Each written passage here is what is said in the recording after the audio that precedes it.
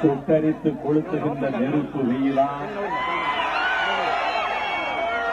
அல்லது தன்னொளி வீசுகிற பால் வெளிச்சம் தரும் பௌர்ணமி நிலாவா என்று ஆச்சரியப்பட வைக்கின்ற விதத்தில் மாலை நேரத்தில் மந்தமாரதம் வீசுகிற பொழுதில் தென்றல் நந்தவனத்துக்குள்ளே நுழைந்து நம்மை தழுவி செல்வதை போன்ற ஒரு சுகந்தமான சூழலில் பல்லாயிரக்கணக்கிலே திரளுவதைப் போல கடலூர் திணறியது, உழவர் மைதானம் திணறியது, திடுக்கிடுகிறது ஆளுங்கட்சியின் கூடாரம், ஜெயலலிதா கூடாரம், அஞ்சி நடுக்குகிறது கோபாலபுரம் கூடாரம், நடுக்க வெடுக்கிறது தைலாபுரம் கூடாரம். ஏன் ஆட்சி அமைக்கப் போவது மக்கள் நல கூட்டணி.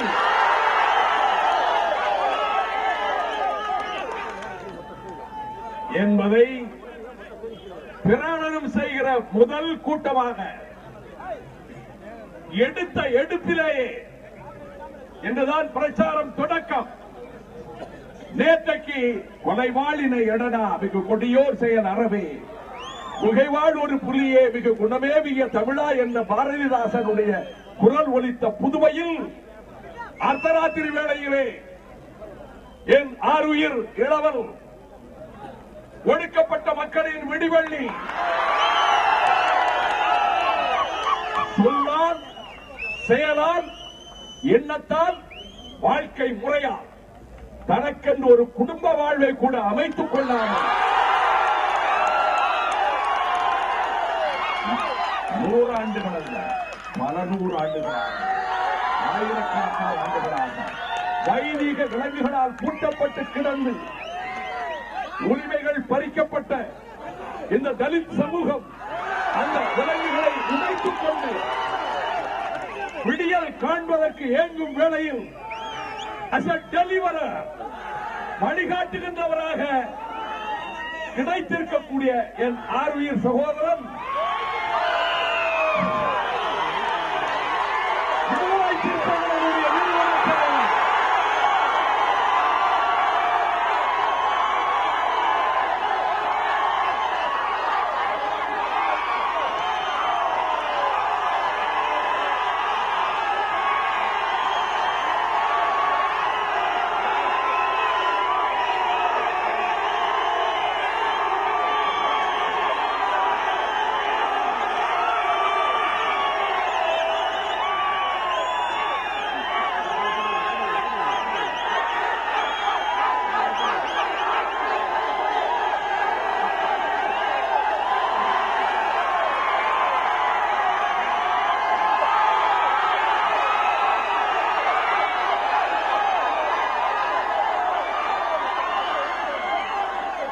கடல் அலைகள் ஓய்வதில்லை, சிறுத்தைகளின் ஆரவாரமும் ஓய்வதில்லை. ஏனென்றால் இது கடலூர், சிறுத்தைகளின் கோட்டம்.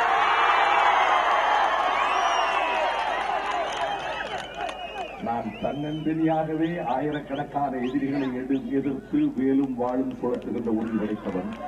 இப்படிப்பட்ட படையோடு தம்பி பக்கத்தில் இருக்கிற போது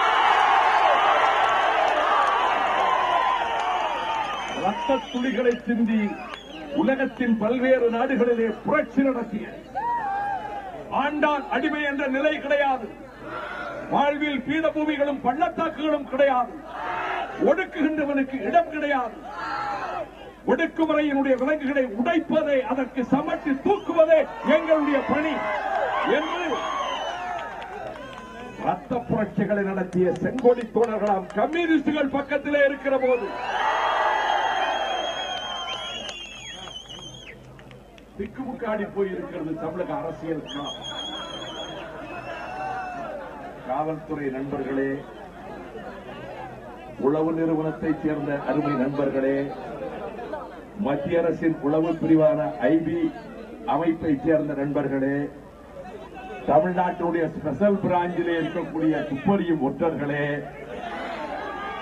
இங்கே பல்லாயிரம் பேர் நெருப்பு வெயிலிலே கொதித்து போய் கூடியிருக்கிறார்கள் சபதமேற்க.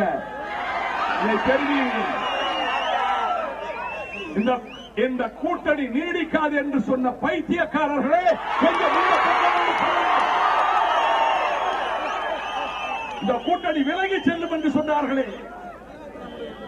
4 பேர் தனித்தனி பாதைகளை தேர்ந்தெடுப்பார்கள் என்று சபித்தார்களே, கண்களை விசாலமாக திறந்து வைத்துக் கொண்டு தொலைக்காட்சியை பாருங்கள். அதிலும் நேரடியாக இதை கொண்டு போய் சேர்க்கிற புதிய தலைமுறை நேயர்களுக்கு சொல்லுகிறேன்.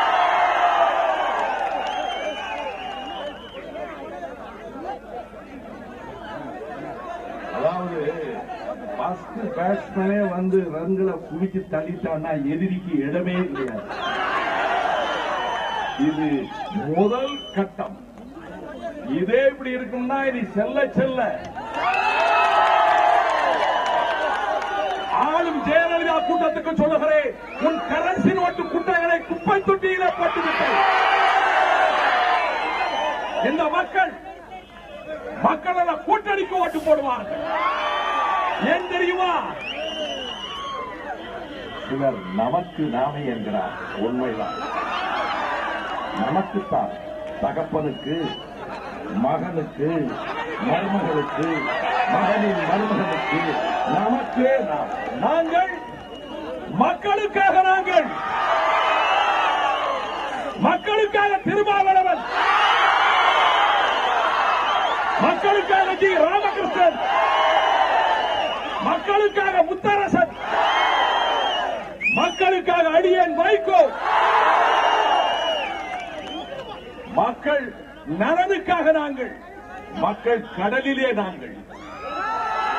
செட்டிங்ஸ் போட்டு ஷூட்டிங்குக்கு கேமராக்களை கொண்டு வந்து 5 லட்சம் ஓட்டருக்குள்ளே மீனவர்களாக சிலருக்கு வேஷம் தரித்துவிட்டு, ஆட்டோ ஓட்டுநர்களாக சிலருக்கு உடை தரித்துவிட்டு, அவர்களுக்கு மத்தியிலே தன்னை பராக் ஒபாமாவாக கருதி கொண்டு ஒரு ஒலிபெருக்கை கையில் வைத்துக் கொண்டு அப்படி எழுதி வைத்து திரும்ப திரும்ப மனப்பாடம் கூட செய்வதற்கு வக்கில்லாமல், வகை இல்லாமல், பிராணி இல்லாமல் வாசித்து காட்டி, நாங்கள் இது மக்களுக்கு மத்தியிலே நான் இருக்கிறேன் என்று சொன்னால் நம்புவதற்கு எவரும் ஏமாளி அல்ல. மக்கள் கடலில் இன்றைக்கு இந்த தலைவர்கள் இருக்கிறார்கள். ஊடகங்களே, ஜனநாயகத்தின் தூண்களில் ஒன்றாகிய ஊடகங்களே, பத்திரிகையாளர்களே, உங்களை அன்போடு உரிமையோடு கேட்கிறேன். இந்த தமிழகத்தினுடைய ஊழியக்காரன் என்ற முறையில் செய்திகளை சொல்லுங்கள். மக்கள் கடலில் மக்கள் கூட்டணி தலைவர்கள், நெருப்பு வெயிலில் கடலூர் தத்தளிக்கிறது, உறுதி கொண்டிருக்கிறது. என்னுடைய அன்புக்குரியவர்களே, இந்த பிரம்மாண்டமான தொடக்க கூட்டத்தை ஏற்பாடு செய்திருக்கிற மார்க்சிஸ்ட் கம்யூனிஸ்ட் கட்சி, இந்திய கம்யூனிஸ்ட் கட்சி, விடுதலை சிறுத்தைகள் கட்சி, மறுமலர்ச்சி திராவிட முன்னேற்ற கழகம், இந்த 4 கட்சிகளினுடைய நிர்வாகிகளே, மார்க்சிஸ்ட் கம்யூனிஸ்ட் கட்சியினுடைய மாவட்ட செயலாளர் ஆரியூர் தோழர் ஆறுமுகம், இந்திய கம்யூனிஸ்ட் கட்சியினுடைய மாவட்ட செயலாளர் ஆரியூர் தோழர் மணிவாசகம், விடுதலை சிறுத்தைகள் கட்சியினுடைய மாவட்ட செயலாளர்கள் என் இனிய சகோதரர்கள் முல்லை வேந்தன், கதிர்வாணன், முன்னாள் மாவட்ட செயலாளர் தாமரை செல்வன், நாடாளுமன்ற தொகுதி செயலாளர் திருமார்வன், விடுதலை சிறுத்தைகள் கட்சியினுடைய பொதுச் செயலாளர் என் ஆருயிர் சகோதரர் ரவிக்குமார், இந்திய கம்யூனிஸ்ட் கட்சியினுடைய தமிழ் மாநில செயலாளர் என் இனிய தோழர் இரா முத்தரசன், மார்க்சிஸ்ட் கம்யூனிஸ்ட் கட்சியினுடைய தமிழ் மாநில செயலாளர் என் அன்பு தோழர் ஜி ராமகிருஷ்ணன், மறுமலர்ச்சி திராவிட முன்னேற்ற கழகத்தின் மாவட்ட செயலாளர் ஜே ராமலிங்கம், கழகத்தின் துணை பொதுச் செயலாளர், என் எண்ணத்திற்கேற்ப அனைத்து களங்களிலும் படைமுகத்து தலைவராக நிற்கின்ற என் ஆருயிர் தம்பி மல்லை சத்யா, விடுதலை சிறுத்தைகளினுடைய நிறுவன தலைவர் அருள் சகோதரர் தொல் திருமாவளவன் உள்ளிட்ட இயக்கங்களின் முன்னோடிகளே, செங்கொடி ஏந்திடும் கம்யூனிஸ்ட் தோழர்களே, பூட்டிய இருப்பு கூட்டின் கதவு திறந்தது, சிறுத்தையே வெளியில் வா என புலியர செயல் செய்ய புறப்பட்டிருக்கின்ற விடுதலை சிறுத்தைகளே, கூற்றுலர்ந்து மேல்வரினும் கூடி எதிர்க்கும் ஆற்றலதுவே படை என்ற வள்ளுவன் வாய்மொழிக்கு இலக்கணமாக பாயும் ஈட்டிக்கும் இவை கொட்டாது மார்பு காட்டும் கூட்டம் தான் என் ஊனில் உதிரத்தில் நீக்கமர நிறைந்திருக்கின்ற மறுமலர்ச்சி திராவிட முன்னேற்ற கழக கண்மணிகள் என பாராட்டுகிற வாலிப வேங்கைகளே, நடுநிலையாளர்களே, கடலூர் வாழ் பொதுமக்களே, வாக்காளர் பெருமக்களே, வணக்கம். ஆண்டுதோறும் 395 மில்லிமீட்டர் சராசரி மழை பெய்கிற கடலூர் மாவட்டத்தில் கடந்து போன மாதங்களில் 653 மில்லிமீட்டர் மழை பெய்தும் பெருவெள்ளம் பாய்ந்தும் விசூர் காட்டுப்பாளையத்தை அடியோடு தகர்த்து வீடுகளை மண்ணோடு மண்ணாக்கியும் பிரளயம் புறப்பட்டதை போல வெள்ளம் வந்தும் வீராணம் ஏன் நிரம்பவில்லை, பெருமாள் ஏரி ஏன் நிரம்பவில்லை, பாலாஜா ஏரி ஏன் நிரம்பவில்லை, வெலிங்டன் ஏரி ஏன் நிரம்பவில்லை? அண்ணா திமுகவும் திமுகவும் செய்த ஆக்கிரமிப்புகள், தூர்வாரும் கடமையை தவறி ஆக்கிரமிப்புகள் கட்டப்பட்ட வீடுகள், இதன் விளைவாக அனைத்து தண்ணீரும் கடலுக்கு போய் சேர்ந்து விட்டது. இந்த கடலூரில்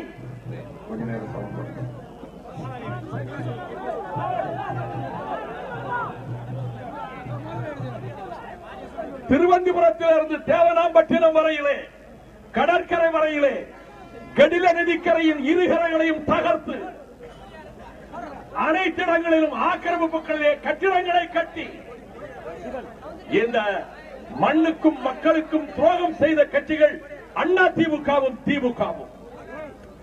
வெள்ள நிவாரணம் வரவில்லை.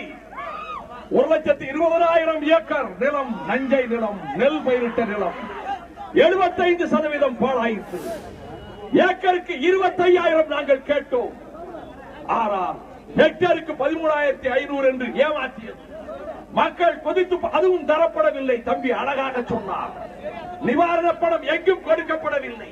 இப்படிப்பட்ட கொடுமைகள் நீங்குவதற்கு, ஊழல் ஒழிவதற்கு, எங்கும் ஊழல், எதிலும் ஊழல், லஞ்சம், இந்த கொடுமை அகற்றப்படுவதற்கு, மக்களை ஆட்சி செய்வதற்கு லிங்கன் சொன்னதை போல மக்களால், மக்களுடைய, மக்களுக்கான அரசு என்பதை அமைக்கப் போவது மக்கள் நல கூட்டணி மட்டும்தான். ஊழலாட்சிகளை தூக்கி எறிந்து மது அரக்கனின் கோர பிடியிலிருந்து தமிழகத்தை மீட்டு நாம் ஆட்சி அமைப்போம். மக்கள் நல கூட்டணி ஆட்சி அமைக்கும். லோகாயுக்தா சட்டத்தை நாங்கள் அமல்படுத்துவோம். திரட்டப்பட்ட சொத்துக்கள், ஜெயலலிதா திரட்டிய சொத்துக்கள், கோபாலபுரத்தால் திரட்டிய சொத்துக்கள், அங்கே கொள்ளையடித்த அண்ணா திமுக திமுக மந்திரிமார்கள் அடித்த சொத்துக்கள் அனைத்தும் பறிமுதல் செய்யப்பட்டு மக்கள் சொத்துக்கள் ஆக்கப்படும். சமூக நீதி காப்பாற்றப்படும்.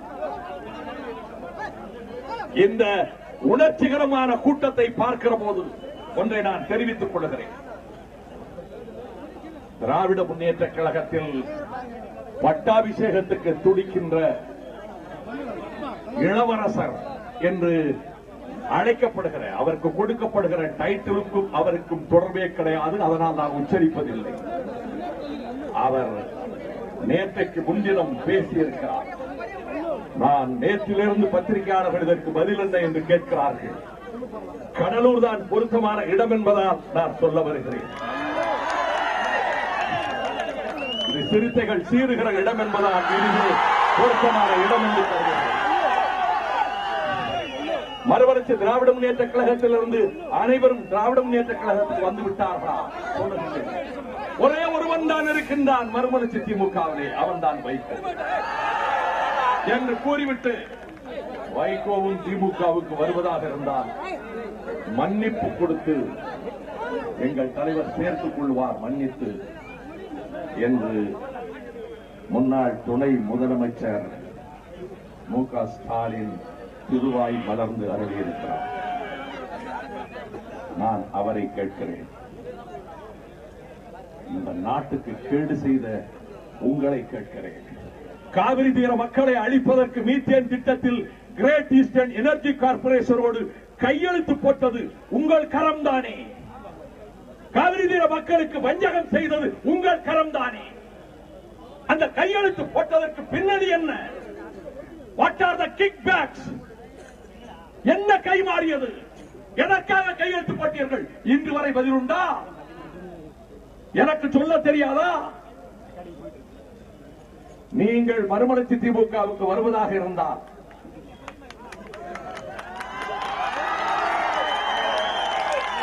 மன்னிப்பு கொடுக்கக்கூடிய தவறுகளை செய்திருந்தால் மன்னிக்கலாம்.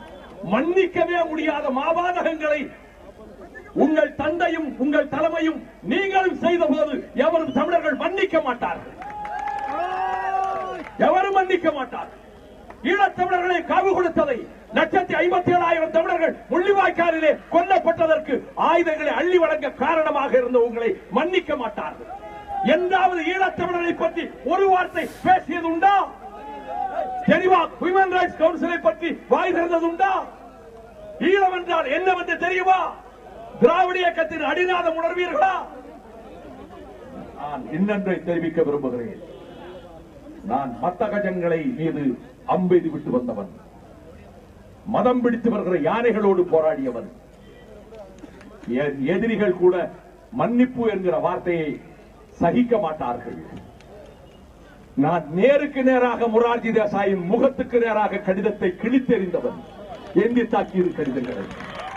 இந்திரா காந்தி அம்மையார் புகழேரின் உச்சத்தில் இருந்த போது ஆந்திர அரசு கலைக்கப்பட்டது தனக்கு தெரியாது என்று சொன்னதற்காக அந்த அம்மையாரின் முகத்துக்கு நேராக இந்த நூற்றாண்டின் மிகப்பெரிய பொய், the greatest lie of the century என்று கூறியவர்.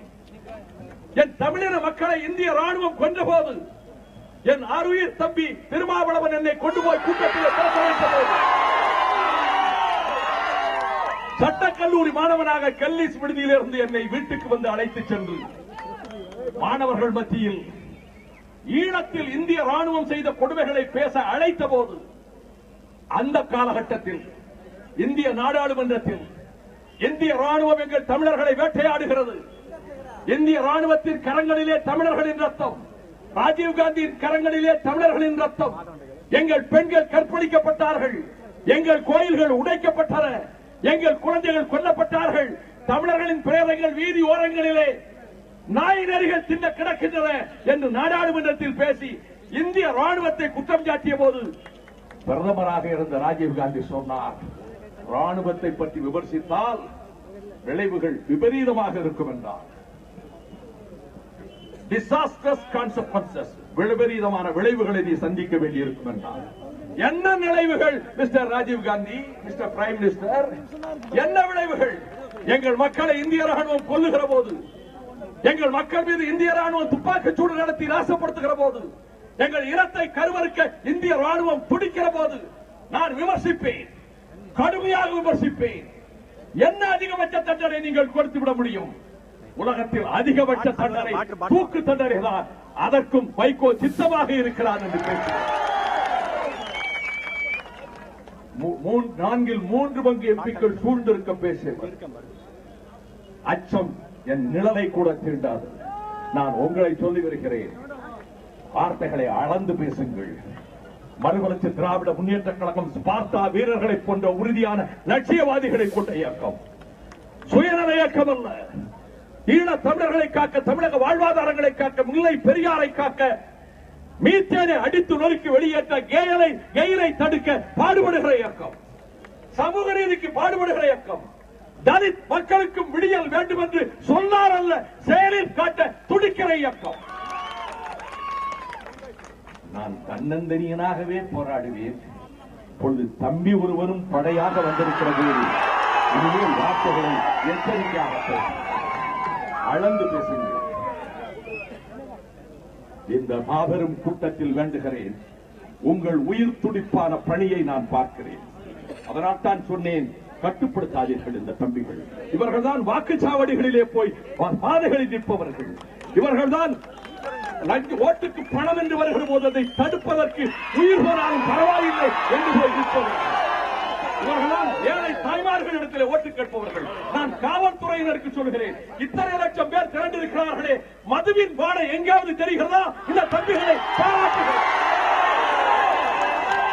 மது ஒழிப்பை சொல்லக்கூடிய முழு தகுதியோடு எங்கள் கூட்டணி இருக்கிறது.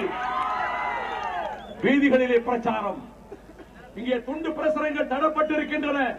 அதை நீங்கள் பல பிரதிகளாக அச்சடித்து வீடு வீடாக கொடுங்கள், கடை தெருவிலே கொடுங்கள், தெருக்களிலே திண்ணைகளிலே பேசுங்கள், காடு கலனிகளிலே மக்களை சந்தித்து பேசுங்கள், பேருந்து நிலையங்களில் ரயில்வே நிலையங்களில் பேசுங்கள். மக்கள் நல கூட்டணிக்கு வாக்களிக்க கேளுங்கள். நாம் வெற்றி பெறுவோம். அந்த வெற்றி உங்களால் வரப்போகிற வெற்றி. மக்கள் நல கூட்டணிக்கு வெற்றியை தேடி தருவீர்கள். மக்கள் நல கூட்டணி இந்த மாவட்டத்தில் 9 தொகுதிகளிலும் ஜெயிக்கும் என்று திருமாவளவன் சொன்னார். நான் அதை வழிமொழிகிறேன், பாராட்டுகிறேன். உணர்ச்சி மயமாக இருக்கிற தம்பிமார்களை, கழக கண்மொழிகளை, செங்கொடி தோழர்களை பாராட்டுகிறேன். களத்துக்கு செல்லுவோம். புறப்படட்டும், பட்டாளம் புறப்படட்டும். வெடிக்கட்டும் அதிர்வேற்று போர் விளக்கம். மூடட்டும், ஜனசக்தி திரளட்டும். திரளட்டும், ஜனசக்தி திரளட்டும். பெருவீச்சாய் திரளட்டும். பிரளயத்தின் பெருவீச்சாய் ஜனசக்தி திரளட்டும். பொசுங்கட்டும், ஊழல் பொசுங்கட்டும். அண்ணா திமுக ஊழல் பொசுங்கட்டும். திமுக ஊழல் பொசுங்கட்டும்.